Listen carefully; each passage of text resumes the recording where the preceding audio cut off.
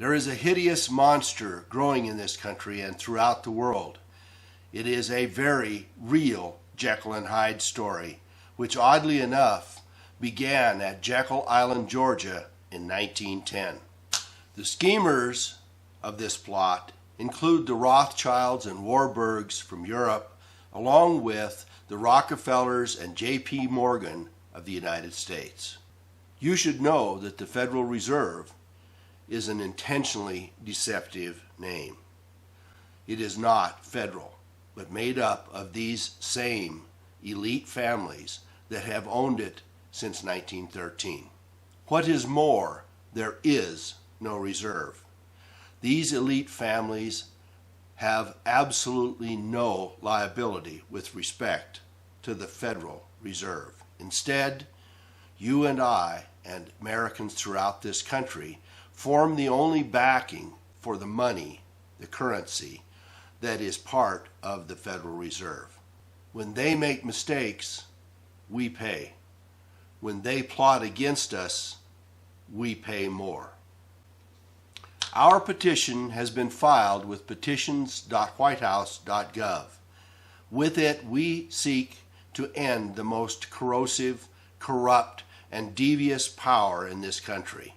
This petition is not Democrat, Republican, Independent, Liberal, or Conservative. We will all benefit by the end of the Federal Reserve. Does it not seem odd that while we audit, manage, and oversee Boeing when it produces fighter jets for us, we have done nothing of the sort with the Federal Reserve, which has not been audited since 1913. Trillionaire Federal Reserve owners manipulate their puppets to do their bidding.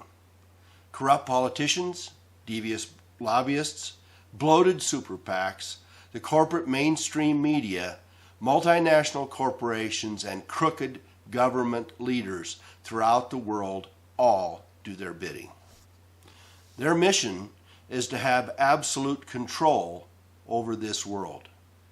Adam Weishaupt, Henry Kissinger, George Soros, and generations of Rockefellers, Rothschilds, Warburgs, and members of the Council of Foreign Relations, the Trilateral Commission, the Bilderberg Group, have told us as much over and over. Why do we not listen? In response to the 2008 recession, Congress authorized $700 billion for a bank bailout. But without any authorization whatsoever, that same Federal Reserve issued $29 trillion to major national banks and, yes, even international banks. Those same banks, which in 2008 the Fed told us were too big to fail, are now vastly larger and more vulnerable. Any major bank that would fail now would take down the entire economy of this country and perhaps the world. The crashes of 1929 and 2008 were deviously designed, not economic accidents. The bankers made billions, while average Americans throughout this country lost their jobs, their savings, and their homes. Ask yourself this: if they had us in mind, why is it that the bankers profited greatly from these crashes while millions of Americans lost life savings, homes, and jobs? Clean, productive factories and jobs were moved overseas to exploit cheap third world labor and lax environmental regulation.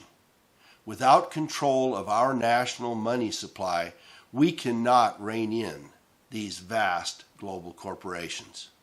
With good reason, Dwight Eisenhower warned us about the military-industrial complex. Warmongering bankers have fomented conflict and financed terrorists worldwide. They make vast profits from war and use war to gain access and control of territories, resources, and markets they covet. We pay with lives and capital, and they profit. Nothing corrupts like money. With it, they have bribed, blackmailed, and bought off the presidency, Congress, state, and local officials. They must be investigated for corruption, price fixing, racketeering, sex and drug trafficking, insider trading, bribery, blackmail, and yes, treason. They must be indicted, tried, and convicted if found guilty. There is precedent for removing these pit vipers. In 1836, President Andrew Jackson terminated the last privately owned central bank in this country. Jackson faced assassination attempts and narrowly escaped death when he challenged the privately owned banking system. Not coincidentally, Presidents Abraham Lincoln and John F. Kennedy, who both opposed the central bankers, were assassinated. Today, our Second Amendment and our collective will are all that stand in their way. Legislation passed by Congress and signed by the President will end this evil. A publicly owned central bank within the United States Treasury, answerable only to us, can replace it.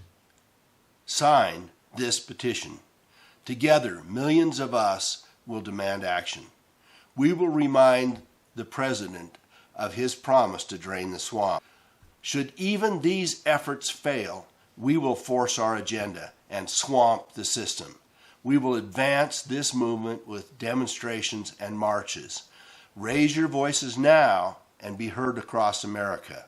Together, we cannot be denied.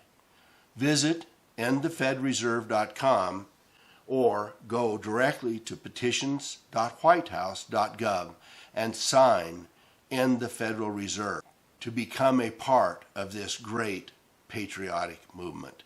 Thanks. Pledge allegiance to the flag of the United States of America and to the republic for which it stands, one nation, under God, indivisible, with liberty and justice for all. Say it one more time. It's a little bit sweeter. Pledge allegiance to the flag of the United States of America and to the republic for which it stands, one nation, under God, indivisible, with liberty and justice for all.